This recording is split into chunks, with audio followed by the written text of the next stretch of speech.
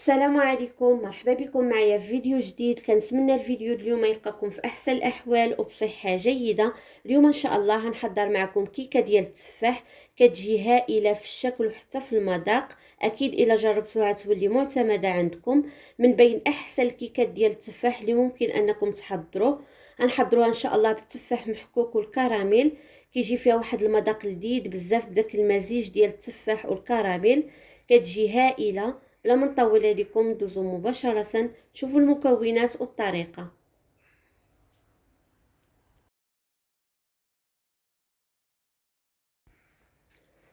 بالنسبة للمكونات اللي غنحتاجو، عندي هنايا 3 ديال البيضات، كاس ديال السكر سنيدة، كاس ديال الحليب، كاس الا ربع من زيت نباتية، عندي هنا فلان ديال الكراميل، هاد الديسير هذا ديال فلان، وعندي هنا فلان ديال الكراميل، 2 اكياس من خميرة الحلويات، وكيس من السكر الفانيلا. هادو هما المكونات اللي غنحتاجو باش نحضروا هاد الكيكه. دابا ندوزو نشوفوا الطريقه ديال التحضير. خديت هنا واحد الاناء، درت فيه 3 ديال البيضات وقبيصه ديال الملحه وسكر الفانيلا وكاس ديال السكر سنيده. وغنطرب هاد المكونات مزيان مع بعضياتهم بالطراب اليدوي. من بعد غنزيد الزيت وانا كنطرب، وغنزيد الحليب وغنطرب كلشي مزيان.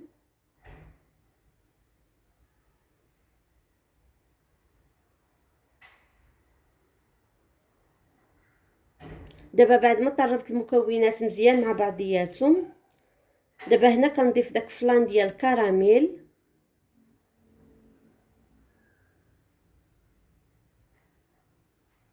وغنضيف هاد الديسير ديال فلان. بالنسبه لهاد فلان ديال الكراميل وهاد الديسير كيعطيو واحد المذاق لذيذ لهاد الكيكه. كتجي فيها داك النسمه ديال الكراميل، كتجي لذيذه بزاف. كما كتعرفوا المذاق ديال الكراميل وديال التفاح كيتواتاو بزاف مع بعضياتهم. صافي كنطرب مزيان حتى كينسجموا هاد المكونات جيدا مع بعض.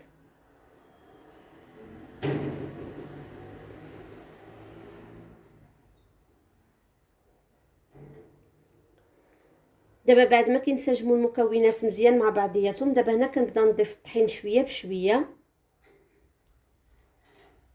وغنضيف خميره الحلويات 2 اكياس، وغنطرب كلشي مزيان. صافي غنبقى نضيف الطحين شويه بشويه وانا كنطرب حتى كنحصلوا على القوام ديال الكيك العادي.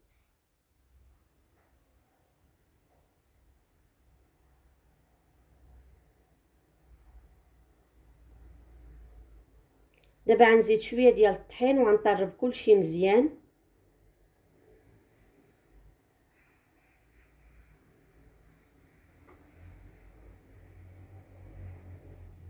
بالنسبه لهاد الكيكه كتجي لذيذه بزاف، كيجي فيها داك المذاق ديال الكراميل، كتجي لذيذه بزاف وكتجي خفيفه.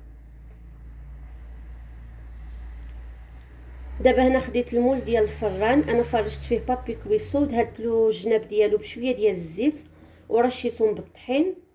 صافي وغندير فيه هذا الخليط ديال الكيك. كما كتشوفوا كيكون على هذا الشكل هذا الخليط ديال الكيك العادي. انا خديت هنا واحد 3 ديال التفاحات اللي حكيتهم في الحكاكه الغليظه. غنضيف عليهم شويه ديال الكركاع اللي قطعته قطع صغيره بهذا الشكل هذا، وغنضيف عليهم واحد معلقه كبيره ديال الطحين باش هكا ملي نديرو هاد الطبقه فوق الكيك ما تهبطناش. صافي وغنحرك كلشي مزيان باش ينسجم لي الطحين مع التفاح والكركاع. دابا هنا كنضيف واحد 2 معالق كبار ديال السكر. بالنسبه لهذا السكر كنضيفوه على التفاح باش هكا داك التفاح كيجي معسل ملي كيطيب. وملي كطيب الكيكه ما كنحتاجو لا ندهنوها لا والو، كتجي داك الطبقه معسله وفيها داك اللمعان. صافي دابا كناخذ هاد التفاح والكركاع وكنستفهم هكا من الفوق فوق الكيك. كندير هكا طبقه من الفوق. كما قلت لكم بالنسبه للكميه كتبقى اختياريه. صافي كنحاول نوزعهم بهذه الطريقه هذه حتى كنغطي الوجه ديال الكيكه كامل.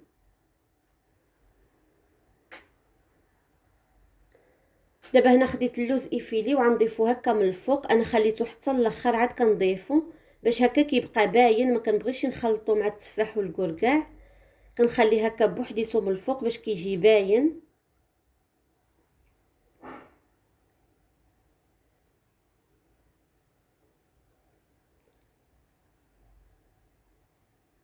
صافي وكندخل الكيكه ديالنا الفران طيب، كنخليها حتى طيب وتحمر. كما كتشوفوا هذا هو الشكل ديالها بعد ما طابت، كتجي على هذا الشكل هذا، كتجي محمره وداك الطبقه ديال التفاح والكركاع واللوز كتجي باينه. دابا هنا غادي ندوز باش نزينها بهاد حبيبات الشوكولاته باش هكا كنهرسوا داك اللون ديال الكراميل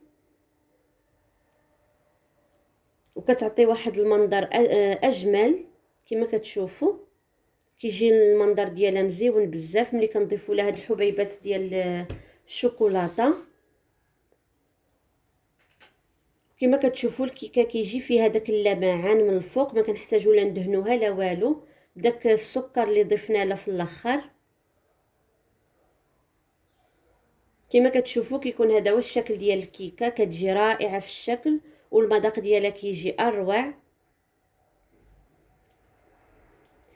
دابا غندوز باش نقطعها معكم باش تشوفوا كيفاش كتجي من الداخل. كما كتشوفوا كتجي هشيشه.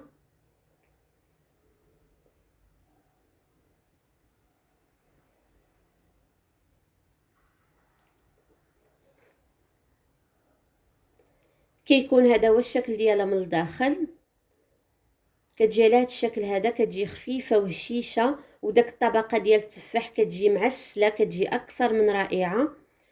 المذاق ديالها كيجي لذيذ بزاف، داك المزيج ما بين التفاح والكركاع والكراميل كيعطيها واحد المذاق لذيذ بزاف.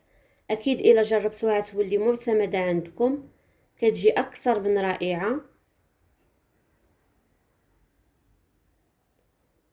كنتمنى ان الوصفه ديال اليوم تعجبكم وتجربوها. الا جربتوا الوصفه ما تنساوش تخليو لي الاراء ديالكم في التعاليق وتشاركوني التطبيقات ديالكم في الانستغرام ديالي. دائما كنخلي لكم في صندوق الوصف في اول تعليق. وبالنسبه للناس اللي اول مره يزوروا القناه ديالي كنتمنى انكم تشتركوا في القناه وتفعلوا الجرس باش يوصلكم كل جديد، ونتلاقاو في فيديو جديد ان شاء الله.